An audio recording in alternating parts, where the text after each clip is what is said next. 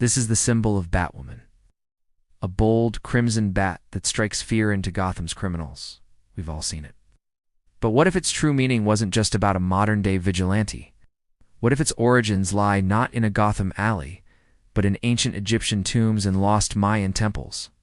Today we're peeling back the layers on the secret history behind Batwoman's iconic crimson symbol.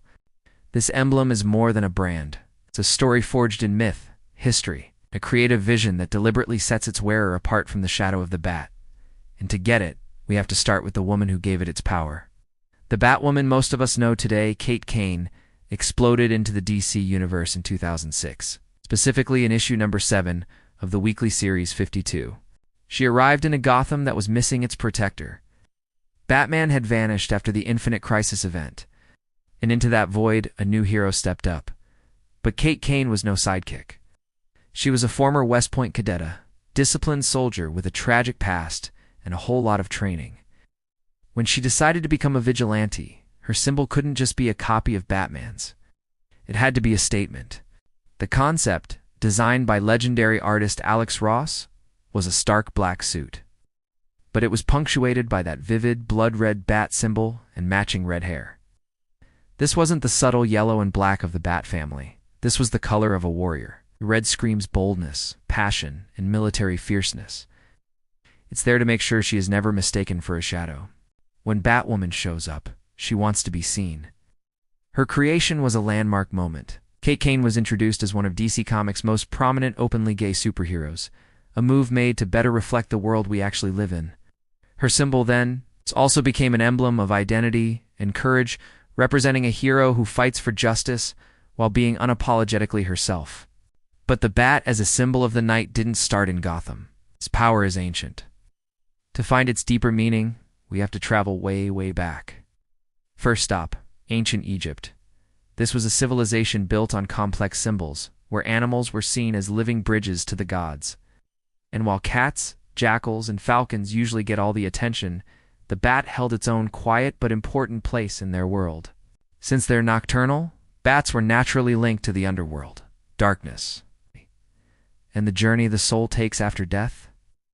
The Egyptians believed the bat could move between the world of the living and the world of the dead, like a spiritual guide.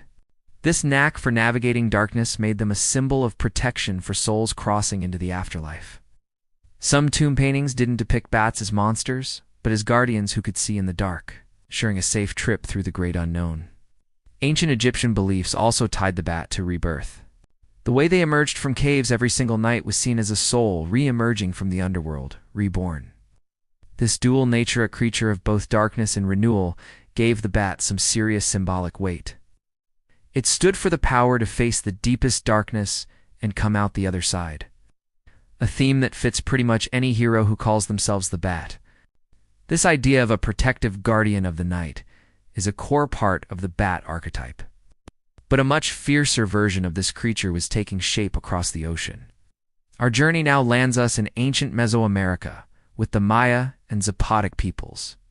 Here, the bat wasn't just a guide, it was a god, and a terrifying one at that. Mythology, the death bat. The name, from the Keish Mayan language, literally translates to Kame, meaning death, and Sats, meaning bat. Kamazots was a seriously intimidating underworld deity, shown with a human body, a bat's head, and a nose shaped like a flint knife. In these cultures, caves were seen as gateways to the underworld. So the swarms of bats pouring out of them at dusk were messengers from the realm of the dead. Kamazots was tied to the night, sacrifice, and death. In the Papal Va, the ancient Mayan creation story, the hero twins Hunahpu and Xbalanque have to survive a night in the House of Bats as one of their trials. It's in that house that Kamazots famously rips off Hunahpu's head. Yeah, this cemented the Bat God as a lethal, powerful force of darkness, a true predator of the night. And yet even this fearsome god had a dual role. While representing death, the bat was also connected to fertility by some cultures. It was a predator, but one that was part of the great cycle of life and death. It's this mix of pure terror and essential purpose that makes the symbol so powerful. This raw, primal power is actually being explored right now in the DC animated film. Batman Azteca, Choque de Imperios, where a Mesoamerican hero takes on the aspect of the bat god to avenge his father's murder. He becomes a warrior who channels the terrifying power of his people's deity to protect them. It's amazing how these threads of history and myth weave together to create something so iconic, right? If you're enjoying this deep dive into the hidden layers of comic book lore, go ahead and hit that subscribe button. We've got plenty more mysteries to uncover together. So how do these ancient archetypes, the Egyptian guardian and the Mesoamerican death god, connect to a hero in modern-day Gotham? It's not like the creators of Batwoman were necessarily flipping through mythology textbooks, but powerful symbols have a way of sticking around in our collective consciousness.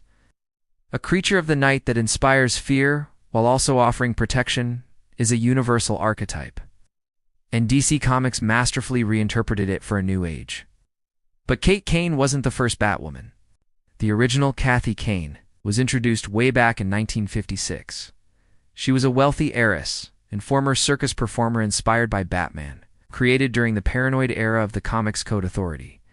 She was introduced partly as a crime-fighting ally and partly as a love interest for Batman to quiet down public accusations about his relationship with Robin. Her costume, designed by Sheldon Moldoff, was bright yellow and red, making her a much less intimidating and more traditionally feminine presence. When Kate Kane was introduced 50 years later, her identity was a deliberate, powerful evolution.